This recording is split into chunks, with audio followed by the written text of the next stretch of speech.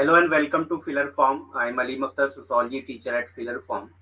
तो हम लोग यूनिट फर्स्ट कंप्लीट कर चुके हैं। आज हम लोग यूनिट सेकंड स्टार्ट करने वाले हैं। 2 मिनट वेट करते हैं, सारे लोग ज्वाइन कर लें, उसके बाद स्टार्ट करते हैं।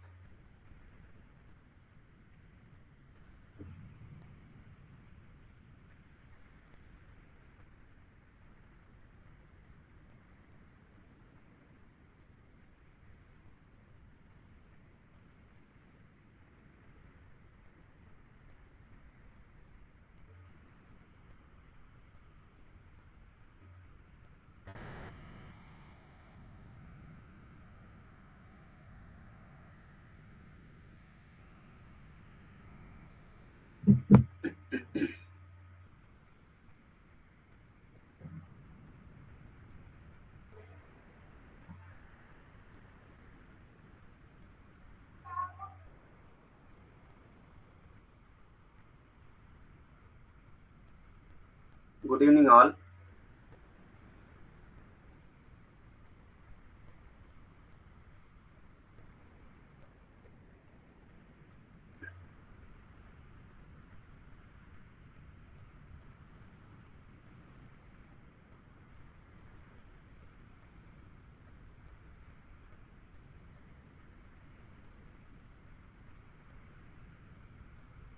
सो स्टार्ट करते हैं।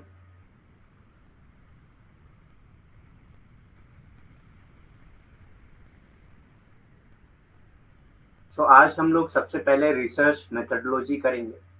यूनिट सेकंड जो पूरी यूनिट है वो रिसर्च मेथडोलॉजी से ही रिलेटेड है। सो आज हम लोग रिसर्च मेथडोलॉजी पार्ट 1 करेंगे।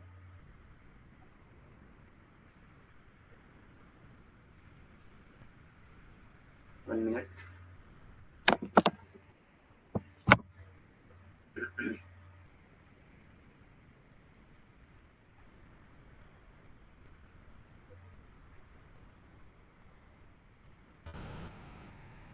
ठीक।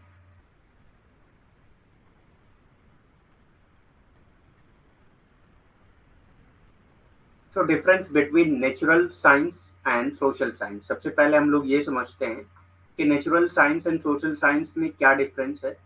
क्योंकि साइंटिफिक टर्म में जो भी रिसर्च होती है वो या तो नेचुरल साइंस से रिलेटेड रिसर्च होती हैं या सोशल साइंसेज से रिलेटेड रिसर्च होती हैं।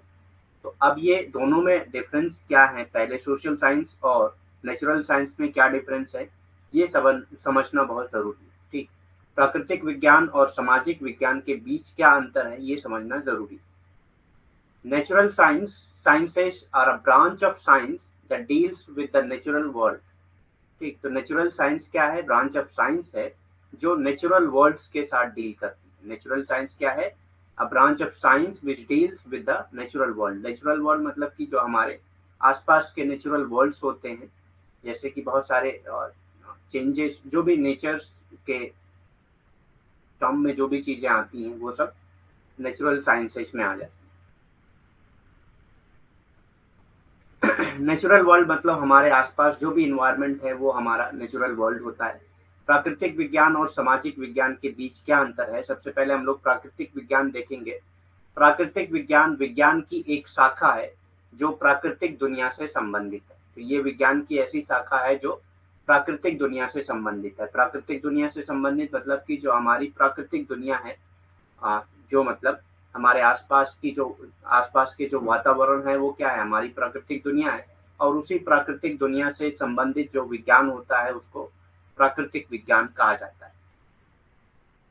तो ये होता है यूनिवर्सल, इट इज यूनिवर्सल। ये यूनिवर्सल होता है। यूनिवर्सल मतलब कि हर जगह पे पाए जाने वाला। जो नेचुरल साइंस में जो फेनोमेना यहाँ होगा वही फेनोमेना पूरे वर्ल्ड में होगा। ठीक। इसीलिए पूरे यूनिवर्स में वही फेनोमेना होगा, इसीलिए इसको कहा जाता है कि ये यूनिवर्सल होता है। ठीक। हाँ, थिंकर सारे कंप्लीट हो गए हैं, हम लोग यूनिट 2 कर रहे हैं आज। ठीक। तो ये यूनिवर्सल होता है। यूनिवर्सल मतलब कि जो हर समाज में पाया जाता है, हर जगह पे पाया जाता है, उसको यूनिवर्सल कहा जाता है, पूरे यूनिवर्स में जो पाया जाता है। जैसे कोई नेचुरल फेनोमेना अगर यहाँ है तो वही हर जगह पाया जाता है। जैसे अगर वाटर का फॉर्मूला हम लोग देखें, जो एक नेचुरल साइंस का टर्म है, ठीक, तो वाटर का जो फॉर्मूला होता है वो H2O होता है ना? अब ये ऐसा नहीं कि ये सिर्फ इंडिया के लिए ही है, बल्कि ये पूरे वर्ल्ड के लिए, पूरे यूनिवर्स के लिए होता है, ठीक, सिर्फ इंडिया के लिए नहीं होता है।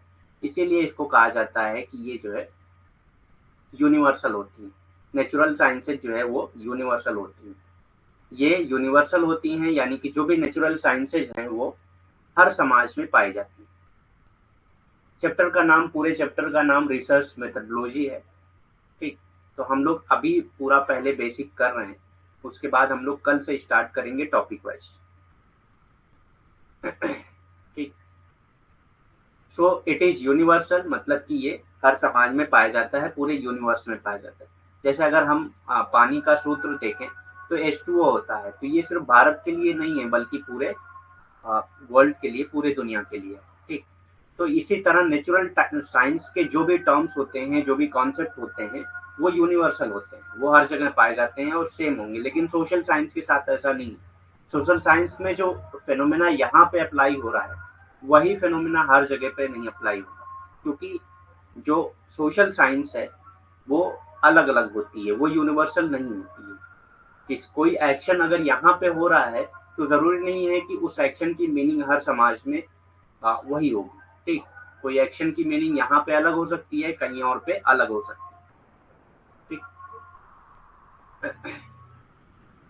इट इज जनरलाइजेबल, ये जनरलाइजेबल होता है। जनरलाइजेबल मतलब कि जिसको जनरल कर दिया जाए, जिसको मतलब आसानी से सारे मतलब पूरी तरीके से उसको जनरलाइज कर दिया जाए। जनरलाइज कहते हैं कि किसी चीज को हर समाज में अप्लाई करके देखना, हर कॉन्सेप्ट में, हर सिचुएशन में अप्लाई करके देखना। जब हर सिचुएशन में वो चीज अप्लाई हो जाए तो उसी को जनरलाइजेबल कहा जाता है। ठीक, जैसे अगर आप कह दिए कि यहाँ पे जो है भारत में किसी ने खोज किया कि पानी का, यानी कि वाटर का जो फॉर्मूला है वो क्या है, H2O है, तो ये अब जनरलाइजेबल है। अब हर जगह के पानी का जो मतलब सूत्र होगा, जो फॉर्मूला होगा, वो क्या होगा, H2O ही होगा। ठीक, तो ये सामान्यकरण योग्य है। सामान्यकरण योग्य मतलब कि आप किसी चीज को समान बना सकते हैं। समान बना सकते हैं मतलब कि जैसे मैंने बताया कि जल का सूत्र जो है वो H2O है, तो आप एक जल में नाप लिए कि हाँ ये मतलब एक जल में आपने पता कर लिया कि ये जल का क्या सूत्र है। ठीक, इस जल का सूत्र आपको मिला H2O। अब आप जो है अब हर जगह के जल को जो है कह सकते हैं कि उसका सूत्र जो है H2O ही हो। ठीक, it is predictable.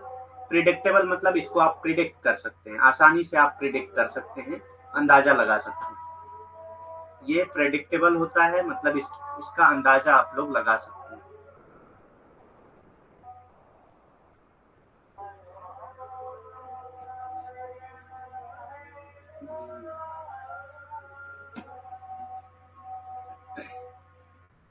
It is predictable मतलब कि इसका अंदाजा आप लोग आसानी से लगा सकते हैं।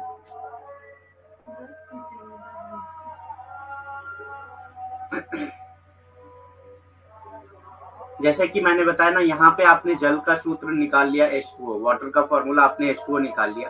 अब कहीं पे भी आप पानी अगर देख रहे हैं तो आप उसको प्रिडिक्ट कर सकते हैं कि इसका जो सूत्र होगा, यानी कि इसका जो फॉर्मूला होगा वो H2O ही हो सकता है। इसी को कहते हैं प्रेडिक्टेबल। ठीक, जिसका अंदाजा आसानी से लगाया जा सकता है। Social sciences are a branch of science that deals with human society and social relations. तो सोशल साइंस क्या है, एक ब्रांच ऑफ साइंस है जो डील करती है किसके साथ, ह्यूमन सोसाइटी के साथ और सोशल रिलेशंस के साथ। तो ह्यूमन सोसाइटी और उनके जो रिलेशंस हैं उनको जो स्टडी करती है वो साइंस क्या कहलाती है, सोशल साइंस कहलाती है। सामाजिक विज्ञान विज्ञान की एक शाखा है जो मानव समाज और सामाजिक संबंधों से संबंधित है। ठीक, तो सामाजिक विज्ञान विज्ञान की एक ऐसी शाखा है जो मानव समाज और सामाजिक विज्ञान से संबंधित है। ठीक, तो ये जो सामाजिक विज्ञान है वो क्या स्टडी करती है, किस चीज का अध्ययन करती है, ये मानव समाज का अध्ययन करती है और ये सामाजिक संबंधों का अध्ययन करती है। मतलब कि सोसाइटी में एक दूसरे के साथ जो संबंध होते हैं वो संबंध का अध्ययन कौन करता है, सामाजिक विज्ञान ही करते हैं। ठीक, अब वो कुछ भी संबंध हो सकता है। अगर आर्थिक संबंध है तो इकोनॉमिक्स लोग उसकी स्टडी करते हैं। ठीक, राजनीतिक संबंध है तो पॉलिटिशियन उसकी, पॉलिटिकल साइंस के लोग जो है उसकी स्टडी करते हैं। ठीक, राजनीतिक संबंध है अगर तो, ठीक, यानी कि अगर पॉलिटिकल रिलेशन है तो जो पॉलिटिकल साइंस है वो स्टडी करेगी, और जो मतलब अगर इकोनॉमिक रिलेशन है तो वो इकोनॉमिक्स जो साइंस है वो इसकी स्टडी करेगी। इट इज नॉट यूनिवर्सल, ये यूनिवर्सल नहीं है, यूनिवर्सल नहीं है, और ये हेट्रोजेनियस है। हेट्रोजेनियस मतलब कि हर समाज में अलग अलग होता है।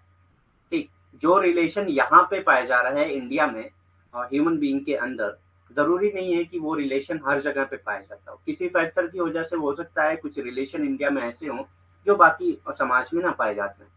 ठीक, तो बहुत सारे रिलेशंस ऐसे होते हैं जो हर समाज के लिए यूनिवर्सल नहीं होते। जैसे कुछ ट्रेडिशंस, कुछ रिचुअल्स ऐसे होते हैं जो इंडिया में वैलिड हो सकते हैं लेकिन बाकी कंट्रीज में हो सकता है वैलिड ना हो।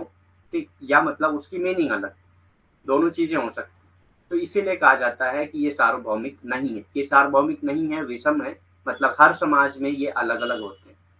ठीक, जैसे यहाँ पे ग्रिड करने का तरीका अलग हो सकता है, कहीं और पे ग्रिड करने का तरीका अलग हो सकता है। इंडिया में मैरिज का तरीका अलग हो सकता है, और बाहर कंट्रीज में मैरिज का तरीका हो सकता है कुछ अलग। ठीक, इट इज नॉट जनरलाइजेबल, इसीलिए क्योंकि ये यूनिवर्सल नहीं है, हेट्रोजीनियस है, इसीलिए आप इसको जनरलाइज नहीं कर सकते। जो आपने कॉन्सेप्ट निकाला है वो सिर्फ वो स्पेसिफिक सिचुएशन पे ही अप्लाई करता है, बाकी आप उसको जनरलाइज नहीं कर सकते। ठीक, उसको सामान्य नहीं बना सकते। सिर्फ वो कोई एक विशेष सिचुएशन, कोई एक विशिष्ट घटना के आधार पे ही आप उसको उसी घटना पे, उसी मतलब स्थिति में ही आप उसको अप्लाई कर सकते हैं। ठीक, इट इज नॉट प्रिडिक्टेबल, इसीलिए ये प्रिडिक्टेबल भी नहीं है। प्रिडिक्टेबल इसीलिए नहीं है ना कि आपने इस समाज में, मान लिया इंडियन समाज में आपने स्टडी कर लिया, ठीक, तो आप प्रिडिक्ट नहीं कर सकते ना कि सारे समाज में ये चीजें होंगी। ठीक, तो इसीलिए कहा जाता है कि ये प्रिडिक्टेबल नहीं है, ये नॉन प्रिडिक्टेबल।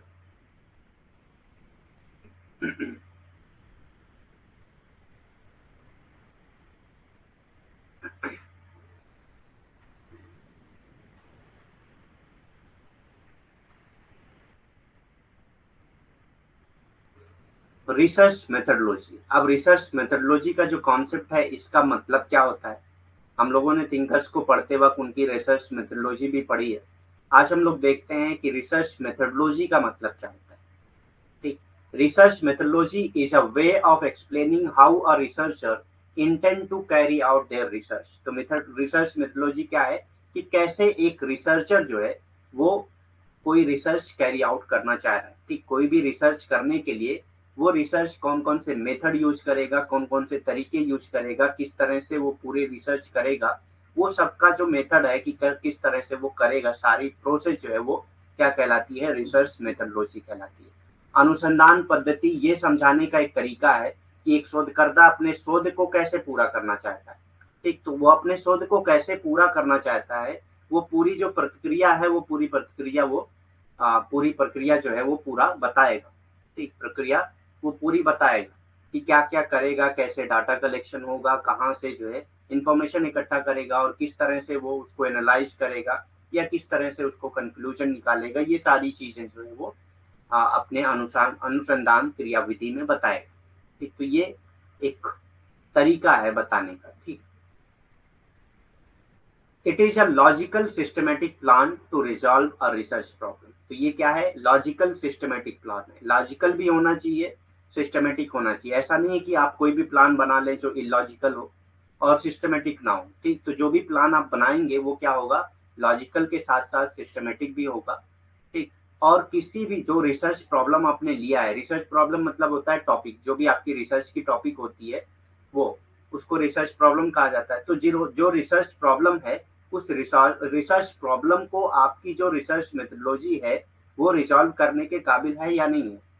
ठीक, तो वो उसको रिजॉल्व करने के काबिल होना चाहिए। ऐसा नहीं कि आपकी रिसर्च प्रॉब्लम कुछ और है और आप जो है उससे रिलेटेड रिसर्च मेथोडोलॉजी ना चूज करते वक्त कोई और रिसर्च मेथोडोलॉजी चूज कर ले रहे हैं, तो वहां पे क्या हो जाएगा, ये एरर आ जाएगा। ठीक, तो वो जो आपने रिसर्च मेथोडोलॉजी चूज की है, उस रिसर्च मेथोडोलॉजी के अंदर ये कैपेबिलिटी होनी चाहिए कि आपकी रिसर्च प्रॉब्लम को वो रिजॉल्व कर सकता हो।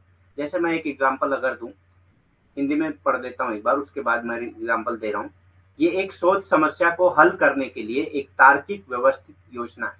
ठीक, तो वो शोध समस्या को हल करने लायक होना चाहिए और तार्किक के साथ साथ व्यवस्थित भी होना चाहिए। ठीक, तार्किक के साथ साथ व्यवस्थित होना चाहिए। जैसे मैं एक एग्जांपल दूं, अगर कि आपने अगर मतलब कोई भी आपकी रिसर्च प्रॉब्लम है जिसमें आपने जो है प्लान बनाया क्वांटिटेटिव डाटा की स्टडी करने की, क्वांटिटेटिव डाटा की स्टडी करने की। क्वांटिटेटिव मतलब जिसमें न्यूमेरिकल्स होते हैं, जिसमें स्टैटिक्स होती हैं। ठीक,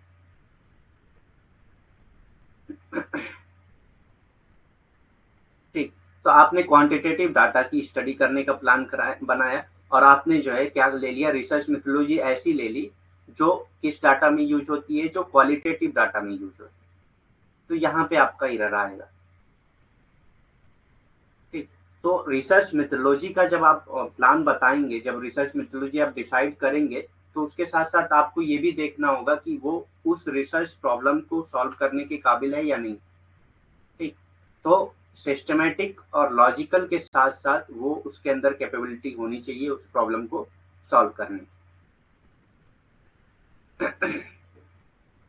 A methodology details A methodology details a researcher's approach to the research to ensure reliable, valid results that address their aims and objectives. एक कार्य प्रणाली विश्वसनीय वैध परिणाम सुनिश्चित करने के लिए अनुसंधान के लिए एक शोधकर्ता के दृष्टिकोण का विवरण देती है।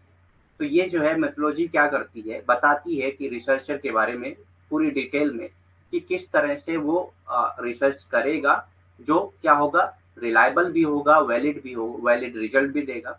ठीक, और जो एम और ऑब्जेक्टिव है उसको वो एड्रेस कर रहा है। ठीक, मतलब कि जो एम्स एंड ऑब्जेक्टिव है उसको सॉल्व कर रहा है, उसको ला रहा है। ठीक,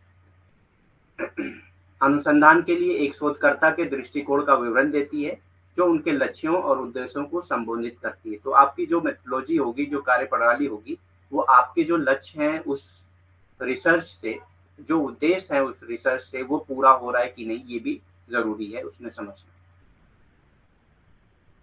ठीक, तो एक चीज है इसमें, एक पॉइंट नहीं है तो मैं लिख देता हूँ यहाँ पे। रिसर्च मेथोडोलॉजी को ब्लूप्रिंट भी कहा जाता है, ब्लूप्रिंट ऑफ रिसर्च भी कहा जाता है।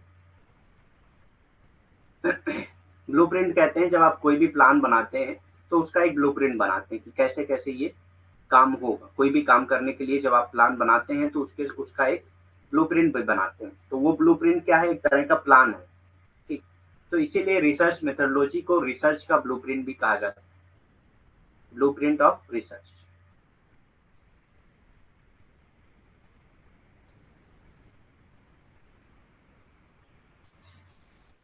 ठीक,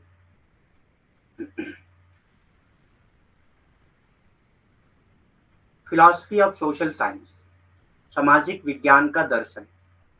Social research boils down to a struggle over the legitimate study through philosophical approach. ठीक, सामाजिक अनुसंधान दार्शनिक दृष्टिकोण के माध्यम से वैध अध्ययन पर संघर्ष करने के लिए उबलता है। मतलब कि सोशल रिसर्च जो होता है वो क्या करता है, आ, जो लेजिटिमेट स्टडी है थ्रू फिलोसफिकल अप्रोचेस के जरिए जो लेजिटिमेट स्टडी है उसको फाइंड आउट करने की कोशिश करता है। सामाजिक अनुसंधान दार्शनिक दृष्टिकोण के माध्यम से। ठीक, तो जो भी दार्शनिक दृष्टिकोण है उसी के माध्यम से वो जो वैध अध्ययन है उनको पाने की कोशिश करता है। ठीक, philosophy of social science deals with the generalized meaning. तो फिलॉसफी ऑफ सोशल साइंस क्या करता है, जनरलाइज्ड मीनिंग के साथ डील करता है ऑफ द थिंग, किसी भी चीज की, and centred on the sharing of experiences. ठीक, और सेंटर क्या होता है इसका, sharing of experiences about the social world in which people's perspective differ from one another. तो एक सोशल वर्ल्ड जहाँ पे पीपल का अलग अलग पर्सपेक्टिव होता है, सारे पीपल का अपना अलग अलग पर्सपेक्टिव होता है और उनके पर्सपेक्टिव को, उनके एक्सपीरियंस को समझने के लिए फिलॉसफी ऑफ सोशल साइंस का यूज किया जाता है। सामाजिक विज्ञान का दर्शन वस्तु के सामान्यीकृत अर्थ से संबंधित है। तो ये वस्तु के सामान्यीकृत अर्थ से संबंधित है और सामाजिक दुनिया के बारे में अनुभव साझा करने पर केंद्रित है। और ये सामाजिक दुनिया के बारे में अनुभव साझा करने पर केंद्रित है जिसमें लोगों का दृष्टिकोण एक दूसरे से भिन्न होता है। ठीक, तो लोगों का दृष्टिकोण इसमें एक दूसरे से भिन्न होता है। philosophy of social science, branch of philosophy that examines the concept। तो philosophy of social science क्या है? एक ब्रांच है philosophy की जो क्या करती है? एग्जामिन करती है concept, method and logic of social science. तो सोशल साइंस के जो लॉजिक हैं, जो मेथड्स हैं, जो कॉन्सेप्ट हैं, उनको एग्जामिन करने के लिए फिलॉसफी ऑफ सोशल साइंस का यूज किया जाता है। सामाजिक विज्ञान का दर्शन, दर्शन की वो शाखा जो सामाजिक विज्ञानों की अवधारणाओं, विधियों और तर्क की जांच करती है। ठीक, तो सामाजिक विज्ञान का दर्शन, दर्शन की वो शाखा है जो सामाजिक विज्ञानों की अवधारणाओं, विधियों और तर्क की जांच करती है। ठीक,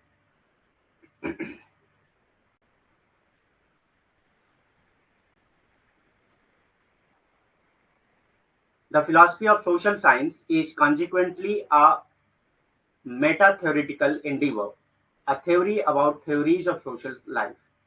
ठीक, तो फिलॉसफी ऑफ सोशल साइंस क्या है? एक कॉन्सिक्वेंटली अ मेटा थ्योरेटिकल एंडेवर, एक मेटा थ्योरेटिकल एंडेवर है और एक ऐसी थ्योरी है जो किसके बारे में है? थ्योरीज ऑफ सोशल लाइफ के बारे में, सोशल लाइफ के बारे में ये स्टडी करती है। सामाजिक विज्ञान का दर्शन फलतः एक मेटा थ्योरेटिकल प्रयास है, ठीक, जो सामाजिक जीवन के सिद्धांतों के बारे में एक सिद्धांत, जो क्या है? सामाजिक जीवन के सिद्धांतों के बारे में एक सिद्धांत है।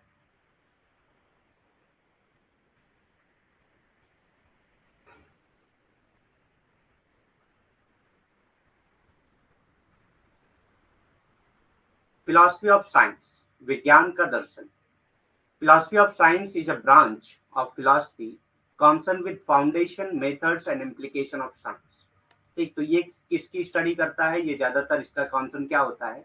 जो भी मेथड्स, इम्प्लीकेशंस, कॉन्सेप्ट, लॉजिक है साइंस के, उसके बारे में बात करता है फिलॉसफी ऑफ साइंस। विज्ञान का दर्शन, विज्ञान का दर्शन विज्ञान की नींव, विधियों और प्रभावों से संबंधित दर्शन की एक शाखा है।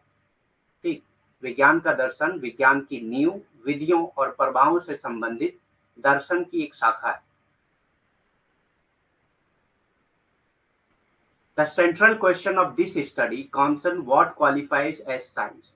अब इस स्टडी में आप जो सेंट्रल कॉन्सेप्ट होता है वो ये देखना होता है कि किसको आप साइंस कह सकते हैं। ठीक, किसको आप साइंस कह सकते हैं, ये जरूरी है समझना। इसमें सेंट्रल कॉन्सेप्ट जो होता है वो यही होता है कि कौन सी स्टडी है जो जिसको आप जो है कौन सी चीज है जिसको आप जो है साइंस के तौर पे क्वालिफाई कर सकते हैं। मतलब किस हर चीज को आप साइंस नहीं कह सकते ना, तो क्या चीज जो है वो साइंस के लिए क्वालिफाई होती है, ये समझना सबसे जरूरी है फिलॉसफी ऑफ साइंस में। The reliability of scientific theories, और कोई भी साइंटिफिक थ्योरी है वो रिलायबल है या नहीं है, इसको समझने के लिए भी फिलॉसफी ऑफ साइंस का इस्तेमाल किया जाता है। And the ultimate purpose of science, और साइंस का अल्टीमेट पर्पस क्या है, इसको भी बताने के लिए फिलॉसफी ऑफ साइंस का इस्तेमाल किया जाता है। इस अध्ययन के केंद्रीय प्रश्न विज्ञान के रूप में योग्यता। ठीक, तो इस अध्ययन का जो केंद्रीय प्रश्न है वो क्या है? विज्ञान के रूप में योग्यता, वैज्ञानिक सिद्धांतों की विश्वसनीयता और विज्ञान के अंतिम उद्देश्य से संबंधित है। ठीक, तो विज्ञान के रूप में क्या योग्यता होगी, मतलब क्या योग्यता होगी जिसपे आप किसी भी चीज को विज्ञान के रूप में मानने के लिए तैयार होंगे, और वैज्ञानिक जो सिद्धांत हैं उसकी विश्वसनीयता क्या होगी। ठीक, वो विश्वसनीयता पे खरे उतर रही है या नहीं उतर रही है, उन सबको समझने के लिए इसका इस्तेमाल किया जाता है। और विज्ञान विज्ञान के अंतिम उद्देश्य से संबंधित है, और विज्ञान का उद्देश्य क्या होता है उससे संबंधित है। As a philosophy, positivism adheres to the view that only factual knowledge gained through observation। ठीक, तो एक फिलॉसफी के तौर पे पॉजिटिविज्म भी एक क्या है? फिलॉसफी है। तो फिलॉसफी क्या कहती है, पॉजिटिविज्म क्या कहती है कि only factual knowledge gain through observation. तो ऑब्जर्वेशन और सेंसेस के जरिए सिर्फ आप फैक्चुअल नॉलेज ही गेन कर सकते हैं। फैक्चुअल मतलब कि जो चीजें फैक्ट होती हैं, फैक्चुअल नॉलेज कहेंगे कि जो फैक्ट के बेसिस पे जो नॉलेज होगी वो फैक्चुअल नॉलेज होती है। तो फैक्चुअल नॉलेज ही आप गेन कर सकते हैं सेंसेस के जरिए या ऑब्जर्वेशन के जरिए, इंक्लूडिंग मेजरमेंट, जो जिसमें क्या होता है? मेजरमेंट और ट्रस्टवर्दी होता है। Measurement is trustworthy. एक दर्शन के रूप में प्रत्यक्षवाद इस दृष्टिकोण का पालन करता है कि, तो प्रत्यक्षवाद का क्या मानना है कि माप सहित अवलोकन इंद्रियों के माध्यम से प्राप्त केवल तथ्यात्मक ज्ञान विश्वसनीय है। ठीक, तो ये कहते हैं कि माप सहित अवलोकन जो है, जो इंद्रियों के माध्यम से होता है या मतलब ऑब्जर्वेशन के माध्यम से होता है, वो सिर्फ तथ्यात्मक ज्ञान ही आप पा सकते हैं, वही सिर्फ एक विश्वसनीय होता है। ठीक, तो ये फिलॉसफी का एग्जांपल है। It is based on laws of natural sciences, और जो पॉजिटिविज्म है वो क्या है, लॉज ऑफ नेचुरल साइंसेज के बेस पे होता है। तो पॉजिटिविज्म जो है वो कौन से साइंस का लॉ इस्तेमाल करता है, ये ज्यादातर नेचुरल साइंस के लॉ का इस्तेमाल करता है। ये प्राकृतिक विज्ञान के नियमों पर आधारित, ठीक, प्राकृतिक विज्ञान के नियमों पर आधारित। पॉजिटिविज्म, प्रत्यक्षवाद। तो पॉजिटिविज्म में क्या पढ़ेंगे हम लोग थोड़ा डिटेल में इसको, प्रत्यक्षवाद क्या होता है या पॉजिटिविज्म क्या होता है। तो जो सोशियोलॉजी में पॉजिटिविज्म होता है, यानी कि जो समाजशास्त्र में पॉजिटिविज्म होता है, उसके बारे में हम लोग देखेंगे। Positivism is a name for the scientific study of the social world. ठीक, तो पॉजिटिविज्म क्या है, जब आप सोशल वर्ल्ड की साइंटिफिक स्टडी करते हैं तो उसको पॉजिटिविज्म कहा जाता है। प्रत्यक्षवाद सामाजिक जगत के वैज्ञानिक अध्ययन का नाम है। ठीक, तो प्रत्यक्षवाद क्या है, सामाजिक जगत के वैज्ञानिक अध्ययन का नाम। Its goal is to formulate abstract and universal laws। और पॉजिटिविज्म का गोल क्या होता है कि ताकि एक लॉ फॉर्मुलेट किया जाए जो एब्स्ट्रैक्ट हो और यूनिवर्सल हो। ठीक, यूनिवर्सल हो मतलब पूरे यूनिवर्स पे अप्लाई किया जा सकता हो। जैसे नेचुरल साइंसेज में जो चीजें होती हैं वो पूरे यूनिवर्स में अप्लाई होती हैं। आप जो जो आज की सिचुएशन में जो आपने फाइंड आउट किया वो हर सिचुएशन में अप्लाई होती है। ठीक, तो ये इन यूनिवर्सल लॉ और एब्स्ट्रैक्ट पे ही फोकस करती है पॉजिटिविज्म। ठीक, on operative dynamics of social universe. इसका लक्ष्य सामाजिक ब्रह्मांड की परिचालन गतिशीलता पर, तो जो सामाजिक ब्रह्मांड है उसकी परिचालन गतिशीलता पर अमूर्त और सार्वभौमिक, अमूर्त के साथ साथ वो सार्वभौमिक कानून तैयार करना चाहती है। ठीक, सार्वभौमिक मतलब कि जो पूरे समाज में कहीं पे भी पूरे वर्ल्ड में अप्लाई हो सकती है।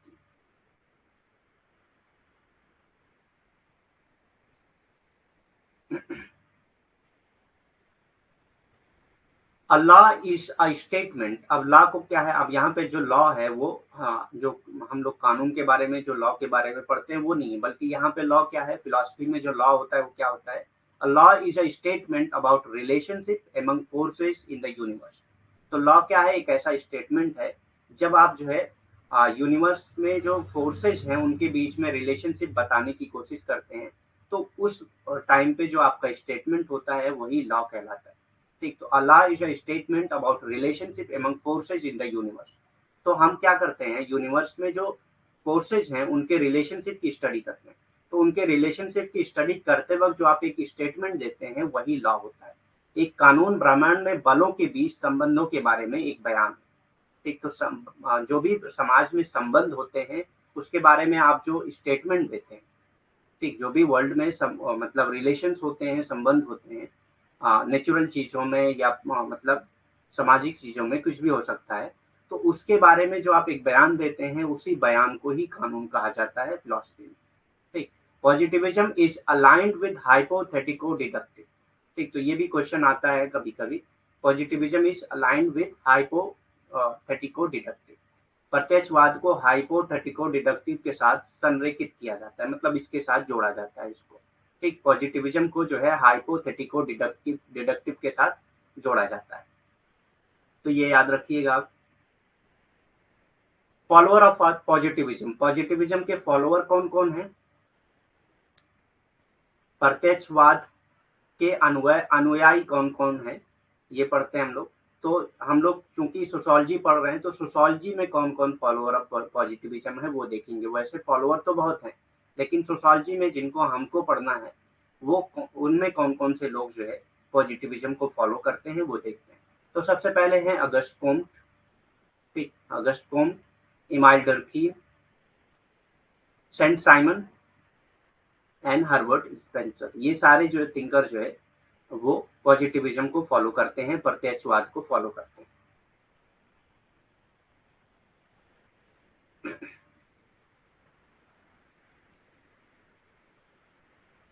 एपिस्टेमोलॉजी, ज्ञान मीमांसा। अब एपिस्टेमोलॉजी क्या है? Epistemology is a branch of philosophy. ये क्या है? ब्रांच ऑफ फिलॉसफी है concern with the study of knowledge, जो स्टडी ऑफ नॉलेज से कॉन्सर्न है, मतलब कि ये नॉलेज की स्टडी करती है। तो एपिस्टेमोलॉजी मतलब study of knowledge. With knowledge traditionally defined as justified true belief. Knowledge क्या है? अब नॉलेज की तो स्टडी है, लेकिन नॉलेज क्या है? तो नॉलेज क्या है? जो जस्टिफाइड बिलीफ होता है, ट्रू बिलीफ होता है, उसी को नॉलेज कहा जाता है। जो जस्टिफाइड ट्रू बिलीफ होता है उसी को नॉलेज कहा जाता है, और उसी नॉलेज की स्टडी को एपिस्टेमोलॉजी कहा जाता है। तो इसको दूसरे वर्ड में अगर कहें तो epistemology is a study of justified true belief. ठीक। ज्ञान मीमांसा ज्ञान के अध्ययन से संबंधित दर्शन शास्त्र की शाखा है। ठीक। तो ज्ञान के अध्ययन से संबंधित दर्शन शास्त्र की शाखा है। अब ज्ञान का अध्ययन क्या होता है? ज्ञान के साथ पारंपरिक रूप से उचित सत्य विश्वास के रूप में परिभाषित किया जाता है। उचित सत्य विश्वास जो होता है उसी को ज्ञान कहा गया है यहाँ पे। ठीक।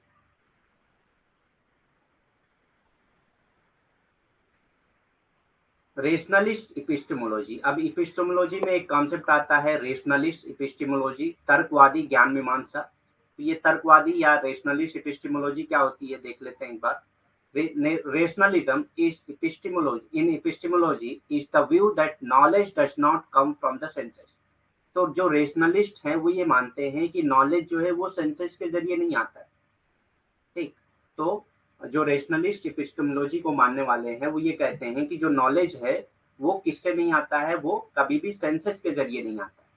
ठीक। तर्कवादी ज्ञान मीमांसा ये मानते हैं कि जो तर्कवादी ज्ञान मीमांसा में तर्कवाद ये विचार है कि ज्ञान इंद्रियों से नहीं आता है। तो ज्ञान कभी भी इंद्रियों से नहीं आता है, ऑब्जर्वेशन के जरिए कभी भी ज्ञान नहीं आता है। ठीक। सेंसेस के जरिए कभी भी ज्ञान नहीं आता है। तो कैसे आता है? According to rationalist the paradigm of knowledge is mathematics. ठीक। तो रेशनलिस्ट के अकॉर्डिंग है कि जो पैराडिगम ऑफ नॉलेज है वो क्या है? मैथमेटिक्स है। ठीक। रेशनलिस्ट से नॉलेज कम्स प्राइमरीली और सोलली फ्रॉम रीजन। तो ये कहते हैं नॉलेज सेंसेस से नहीं आता है, बल्कि कहाँ से आता है? तो रीजन से आता है या इंट्यूशन से आता है। इंट्यूशन कहते हैं जो हमारे माइंड में कुछ ऐसी चीजें आती हैं, फ्यूचर की का प्रिडिक्शन कुछ आता है कि ऐसा है तो ऐसा हो सकता है। ठीक। तो एक रीजन के जरिए, एक इंट्यूशन के जरिए ही नॉलेज मिलती है, ये मानना है रेशनलिस्ट एपिस्टेमोलॉजी का। और दैट वी पॉजेज इट इनएटली, या ये नॉलेज जो है हमको पहले से मिल चुकी है बाय बर्थ। ठीक। तो ये तीन तरीके से नॉलेज बताते हैं। कहते हैं सेंसेस से नहीं आती है नॉलेज, बल्कि नॉलेज रीजन से, इंट्यूशन से या बाय बर्थ आती है। ठीक। तर्कवादियों के अनुसार ज्ञान का प्रतिमान जो है वो गणित है। बुद्धिवादी कहते हैं कि ज्ञान मुख्य रूप से या पूरी तरह से, ठीक, तो मुख्य रूप से या पूरी तरह से जो है कारण से या अंतर्ज्ञान से आता है। ठीक। कारण से या अंतर्ज्ञान से आता है, या ये कि हम उसे सहज रूप से जन्म से प्राप्त करते हैं। तो या जन्म से या कारण से या अंतर्ज्ञान से नॉलेज आती है। ठीक।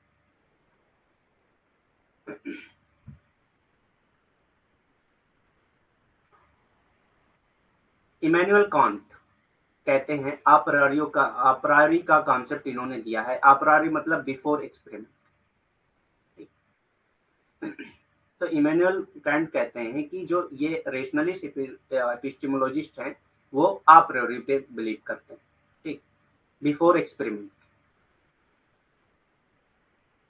तो ये कहते हैं कि एक्सपेरिमेंट से पहले नॉलेज मिल जाती है।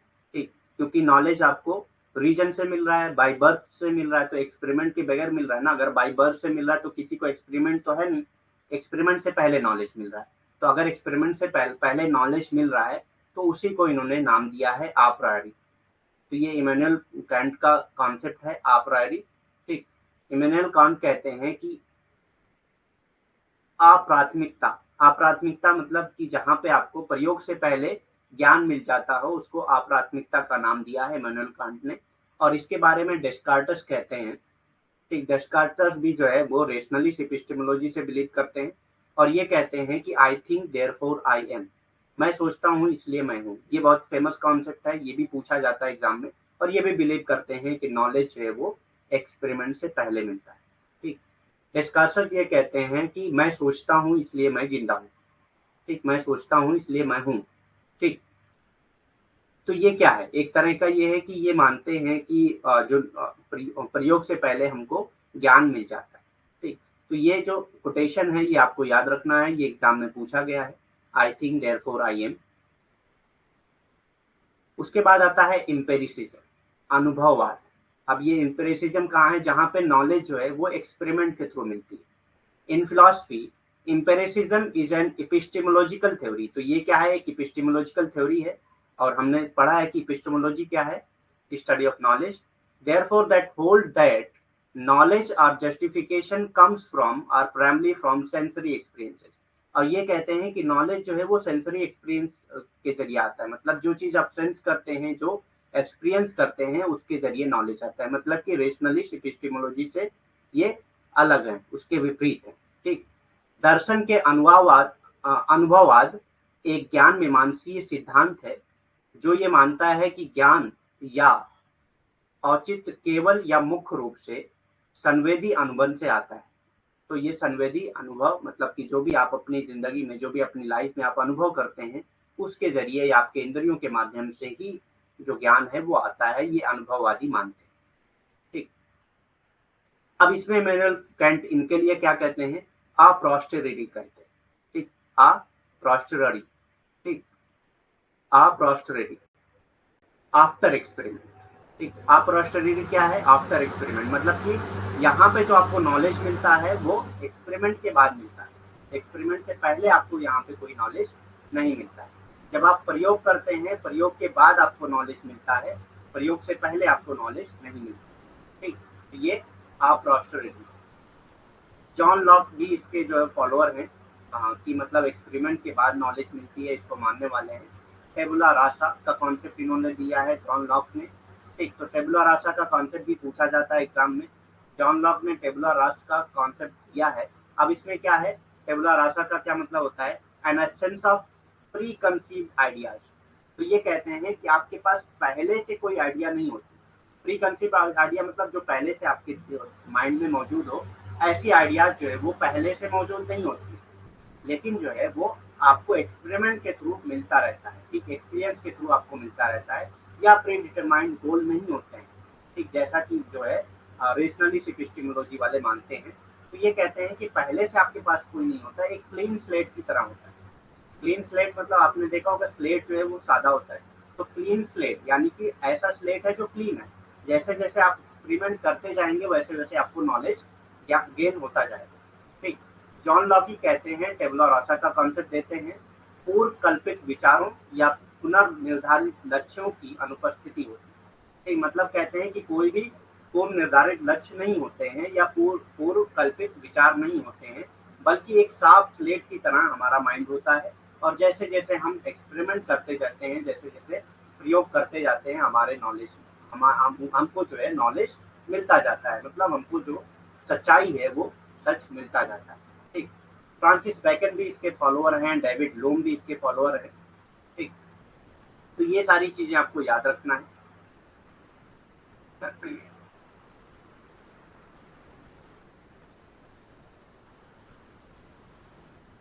नेक्स्ट कॉन्सेप्ट आता है हार्मेनेटिक्स का। हार्मेनेटिक्स क्या है, the branch of knowledge that deals with interpretation. तो हार्मेनेटिक्स ज्यादातर जो है इंटरप्रिटेशन पे डील मतलब बिलीव करते हैं। मतलब किसी भी चीज का, किसी भी फेनोमेना का इंटरप्रिटेशन जो है हार्मेनेटिक्स कहलाता है। ठीक। स्पेशली ऑफ द बाइबल और लिटरली टेक्स्ट। तो बाइबल या जो लिखे हुए टेक्स्ट हैं उनकी उनका इंटरप्रिटेशन जो है वो हार्मेनेटिक्स में आता है। तो ये ज्यादातर जब मतलब हार्मेनेटिक्स का ओरिजिन हुआ, तो उस वक्त ज्यादातर जो चीजें यूज की गई, हार्मेनेटिक्स का जो कॉन्सेप्ट यूज किया गया, वो ज्यादातर बाइबल को इंटरप्रिटेट करने के लिए किया गया। एक या जो लिटरली टेक्स्ट थे उनको इंटरप्रिटेट उनको समझने के लिए किया गया। ज्ञान की शाखा को व्याख्या से संबंधित है। एक ज्ञान की शाखा जो व्याख्या से संबंधित है। तो हर्मेनेटिक्स एक ऐसी ज्ञान की शाखा है जो व्याख्या से संबंधित है। मतलब ये हर चीज की व्याख्या करने की कोशिश करते हैं, विशेषकर बाइबल या साहित्यिक क्रम। तो जो बाइबल या साहित्यिक ग्रंथ है, एक साहित्यिक ग्रंथ मतलब जो लिखे हुए ग्रंथ होते हैं वो।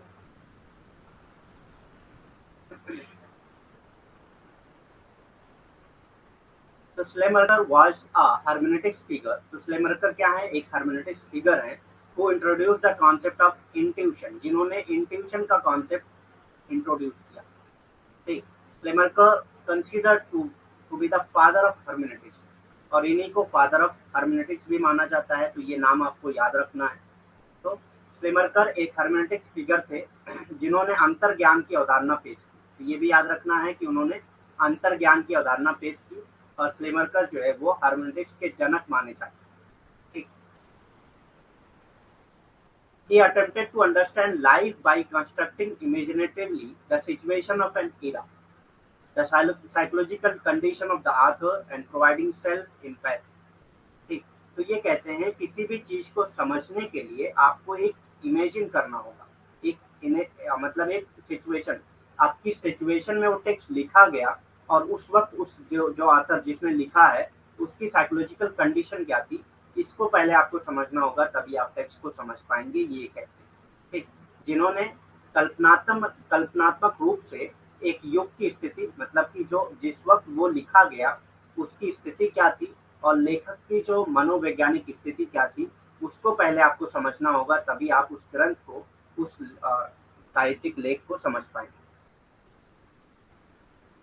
हर्मेनेटिक कहते हैं किसी चीज को एक्सप्लेन करना, इंटरप्रिटेट करना, मतलब उसी के कॉन्टेक्स्ट में, जिस कॉन्टेक्स्ट में वो लिखा गया है उसी कॉन्टेक्स्ट में उसको समझना। जैसे कि कोई टेक्स्ट है, जैसे बाइबल है, बाइबल का एक श्लोक अगर आप पढ़ रहे हैं तो आपको पहले ये समझना होगा कि ये किस सिचुएशन में लिखा गया।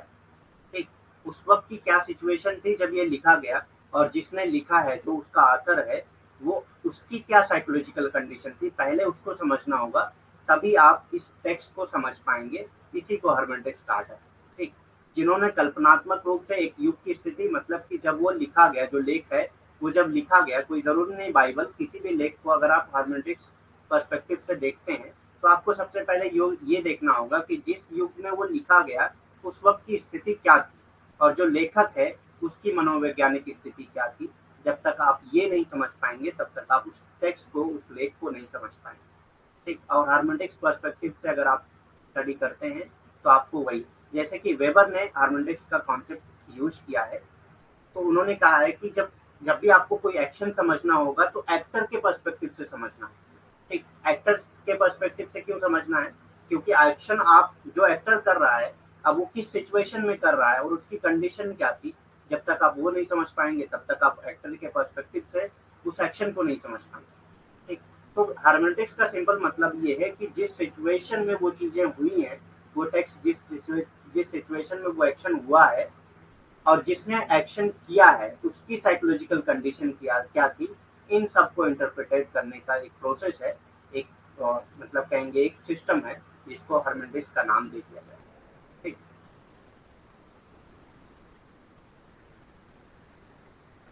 Four major type of hermeneutics. तो चार मेजर टाइप ऑफ हर्मेनेटिक्स हैं, बहुत डिटेल में नहीं पूछा जाता है इससे, हो सकता है टाइप्स पूछ ले, वैसे टाइप्स भी बहुत कम पूछे गए एग्जाम में।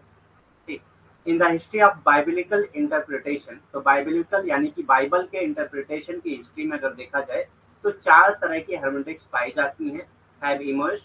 द लिटरल, तो सबसे पहले क्या है, द लिटरल, उसके बाद मोरल, फिर allegorical, and last one is anagogical. ठीक, बाइबल की व्याख्या के इतिहास में चार प्रमुख प्रमुख प्रकार के हर्मेनेटिक्स सामने आए हैं। ठीक, तो चार प्रमुख प्रकार के हर्मेनेटिक्स सामने आए हैं, जिसमें सबसे पहला क्या है, शाब्दिक, दूसरा क्या है, नैतिक, तीसरा अलंकारिक, और चौथा अलौकिक। ठीक, शाब्दिक, नैतिक, अलंकारिक और अलौकिक, ये हर्मेनेटिक्स के चार प्रकार। The aim of hermeneutics also known as hermeneutics phenomenology, तो हर्मेनेटिक्स को हर्मेनेटिक फेनोमेनोलॉजी भी कहा जाता है। ठीक, या इंटरप्रिटेटिव फेनोमेनोलॉजी भी कहा जाता है, तो तीन नाम से जाना जाता है, आपको याद रखना होगा ये। Is to understand human action within context. ठीक, तो क्या है, ह्यूमन एक्शन को समझना उन्हीं के कॉन्टेक्स्ट में, जिस कॉन्टेक्स्ट में वो एक्शन हुआ है उसी कॉन्टेक्स्ट में समझना क्या है, उसी को क्या कहा जाता है, हर्मेनेटिक्स कहा जाता है। हर्मेनेटिक्स का उद्देश्य, जिसे हर्मेनेटिक्स फेनोमेनोलॉजी और व्याख्यात्मक फेनोमेनोलॉजी के रूप में भी जाना जाता है। ठीक, मानव क्रिया को संदर्भ में समझना है, मानव क्रिया को उसी के संबंध में संदर्भ में समझना है। ठीक, यहाँ पे मैं लिख दे रहा हूँ, उसी के संदर्भ में समझना है, मतलब कि जो भी मानव क्रिया है वो किस संदर्भ में हुई है, उसी संदर्भ में अगर उस क्रिया को आप समझते हैं तो उसी को व्याख्यात्मक या हार्मोनेटिक्स कहा जाता है। व्याख्यात्मकता भी कहा जाता है हिंदी में।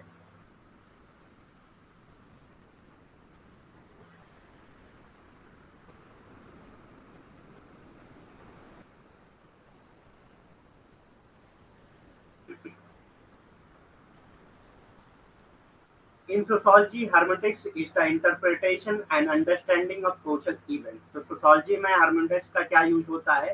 सोशल इवेंट को का इंटरप्रिटेशन और उसकी understanding through analysis of their meaning. ठीक, उसकी मीनिंग क्या हो सकती है उसको समझने के लिए, उसको एनालाइज करने के लिए, for the human participant in the event. इसके लिए जहाँ पे ह्यूमन पार्टिसिपेट कर रहे हैं, अगर कोई और पार्टिसिपेट कर रहा है उस इवेंट में तो उसकी नहीं, बल्कि जो ऐसे इवेंट जिसमें ह्यूमन पार्टिसिपेट कर रहे हैं, ऐसे सोशल इवेंट का इंटरप्रिटेशन या अंडरस्टैंडिंग के लिए सोशोलॉजी में हर्मेनेटिक्स का इस्तेमाल किया जाता है। समाजशास्त्र में हर्मेनेटिक्स घटनाओं में मानव परिभागियों के लिए, तो जो मानव परिभागी हैं उनके लिए उनके अर्थों के विश्लेषण और माध्यम से सामाजिक घटनाओं की व्याख्या और समझ। ठीक, तो समझ में आ गया क्या होता है सोशोलॉजी में हर्मेनेटिक्स का इस्तेमाल।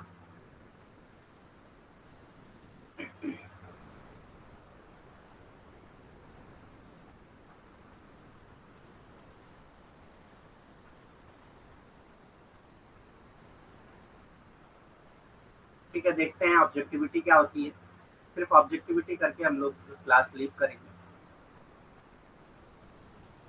तो ऑब्जेक्टिविटी क्या है? To be objective. ऑब्जेक्टिविटी मतलब to be objective. To be objective क्या होता है?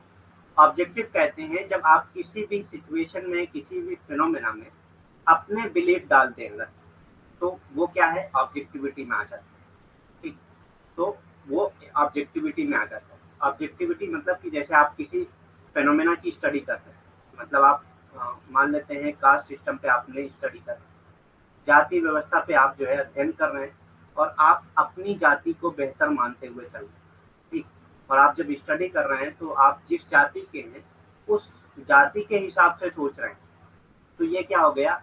ये माना जाएगा कि आप जो है ऑब्जेक्टिविटी मेंटेन नहीं कर पा रहे, आप निष्पक्ष नहीं रह पा रहे।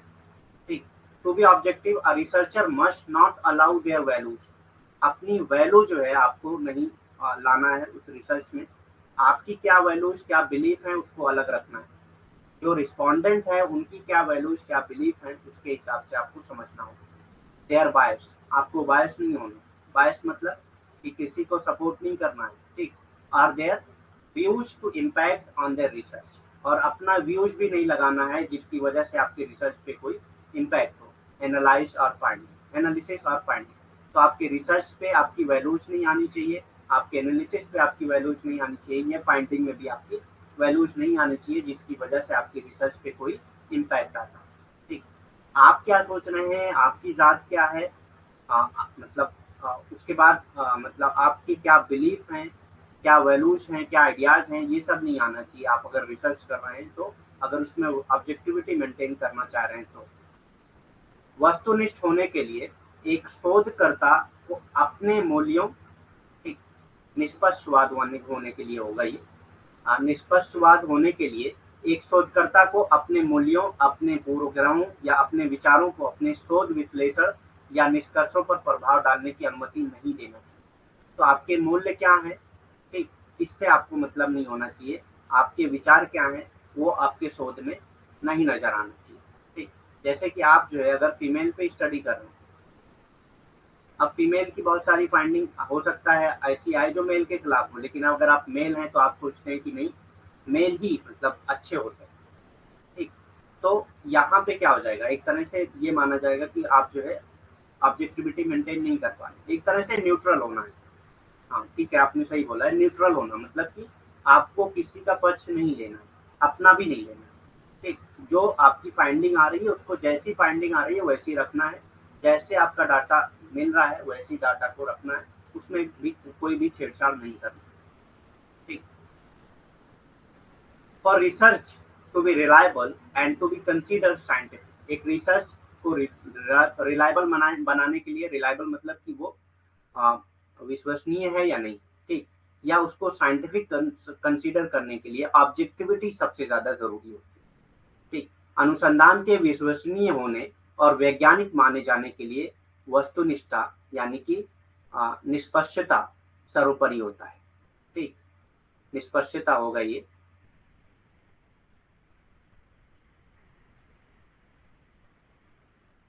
सर्वोपरि होता है, तो निष्पक्ष होना सबसे ज्यादा जरूरी है अगर आप ये चाहते हैं कि आपका जो शोध है वो विश्वसनीय हो या वैज्ञानिक माने में खरे उतरता हो। ठीक। However, some question whether sociology can ever be entirely objectivity, लेकिन बहुत सारे क्वेश्चन ऐसे उठते हैं कि क्या सोशोलॉजी में पूरी तरीके से ऑब्जेक्टिविटी मेंटेन करना पॉसिबल है या नहीं, as researcher view and values are likely to affect their choice of topic, क्योंकि जब आप टॉपिक की चॉइस करते हैं तब भी आपकी वैल्यूज वहां पे सामने आ जाती है। ठीक। अगर कोई आदमी जो है उसका बिलीफ मतलब फेमिनिस्ट के खिलाफ हो, तो वो ऐसी टॉपिक का भी नहीं चूज करेगा जो फेमिनिस्ट को सपोर्ट करता हो, तो यहाँ पे तो उसकी ऑब्जेक्टिविटी आ रही है ना, यहाँ पे वो ऑब्जेक्ट मतलब यहाँ पे उसकी जो है वैल्यूज या बिलीफ आ रहे हैं, यहाँ पे वो ऑब्जेक्टिव नहीं रह पा रहा है। ठीक। तो यही क्वेश्चन उठते हैं हमेशा सोशोलॉजी में। हालांकि कुछ लोग सवाल करते हैं कि क्या समाजशास्त्र कभी भी पूरी तरीके से निष्पक्ष हो सकता है, क्योंकि शोधकर्ता के विचार और मूल्यों के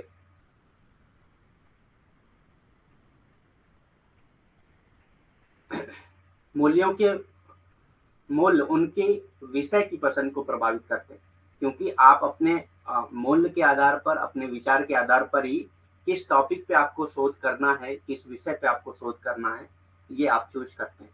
ठीक। तो यहाँ पे तो आपके मूल्य आ रहे हैं।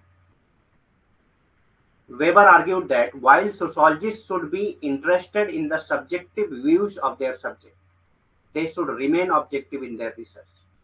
तो वेबर अलाउ करते हैं। ठीक। वैल्यू न्यूट्रलिटी का जो कॉन्सेप्ट इन्होंने दिया है उसमें वैल्यू रिलेवेंस का कॉन्सेप्ट भी उसके साथ साथ दिया है। तो ये कहते हैं कि टॉपिक को चूज करते वक्त आप सब्जेक्टिव रह सकते हैं, मतलब कि टॉपिक को चूज करते वक्त आप अपनी वैल्यूज का, अपनी आइडियाज का इस्तेमाल कर लीजिए, लेकिन जैसे ही आपने टॉपिक चूज कर लिया, जैसे ही आप रिसर्च की तरफ बढ़ रहे हैं, तो वहां पे आपको वैल्यू न्यूट्रल रहना जरूरी, वहां पे आपकी वैल्यूज नहीं आनी चाहिए। लेकिन others such as postmodernist argues that objectivity is impossible at all stage of research, लेकिन postmodernist ये मानते हैं कि रिसर्च के किसी भी स्टेज में, सोशल साइंस रिसर्च के किसी भी स्टेज में ऑब्जेक्टिविटी पॉसिबल है ही नहीं। लेकिन वेबर कहते हैं कि टॉपिक को चूज करते वक्त हो सकता है आप सब्जेक्टिव हो जाएं, लेकिन रिसर्च के वक्त आपको ऑब्जेक्टिव रहना जरूरी है। लेकिन पोस्ट मॉडर्निस्ट ये बिलीव करते हैं कि पूरे रिसर्च के पूरे स्टेज में, चाहे वो टॉपिक हो, चाहे रिसर्च का टाइम हो, ठीक, किसी भी समय आप जो है पूरी तरीके से ऑब्जेक्टिव नहीं रह सकते। वेबर ने तर्क दिया कि जबकि समाजशास्त्रियों को अपने विषय के व्यक्तिपरक विचारों में रुचि होनी चाहिए। ठीक। मतलब कि जब आप अपना विषय चूज कर रहे हो तब अपने विचार उसमें लगा सकते हैं, अपने मूल्य उसमें लगा सकते हैं, लेकिन जैसे ही आप शोध की तरफ बढ़ते हैं तो आपको वहां पे अपने मूल्य को त्याग देना चाहिए और जो है आपको निष्पक्ष रूप से रिसर्च करना चाहिए, शोध करना चाहिए। लेकिन जो आधुनिकतावादी हैं वो ये मानते हैं कि अनुसंधान के किसी भी चरण में आप निष्पक्ष नहीं रह सकते, निष्पक्षता जो है असंभव है। ठीक। तो ये आपको समझना होगा कि वेबर का क्या कॉन्सेप्ट था निष्पक्षवाद को लेकर और आधुनिकतावादी क्या मानते हैं। Many sociologists, not just those who consider their activities to be scientific, कई सोशोलॉजिस्ट ऐसा नहीं कि जो अपनी स्टडी को साइंटिफिक मानते हैं वही, बल्कि उनके अलावा भी बहुत सारे लोगों ने ये आर्ग्यू किया है कि that sociological research need to be objective. बहुत से लोग मानते हैं कि सोशोलॉजिकल रिसर्च को ऑब्जेक्टिव रहना जरूरी है। ठीक।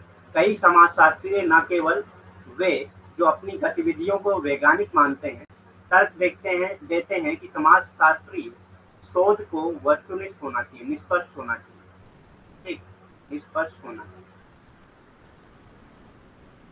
तो कई सोशोलॉजिस्ट ये कई समाजशास्त्री ये मानते हैं कि जो समाजशास्त्र है उसकी जो उससे रिलेटेड जो भी शोध हो वो निष्पक्ष होना चाहिए। ठीक, तो आज के लिए इतना ही, बाकी कल हम लोग करेंगे।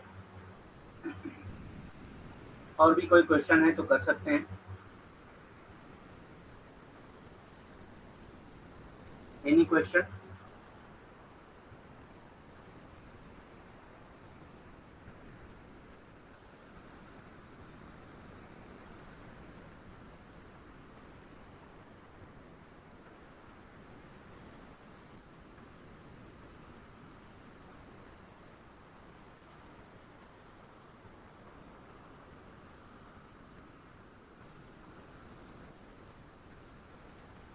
Okay, thank you very much, good night.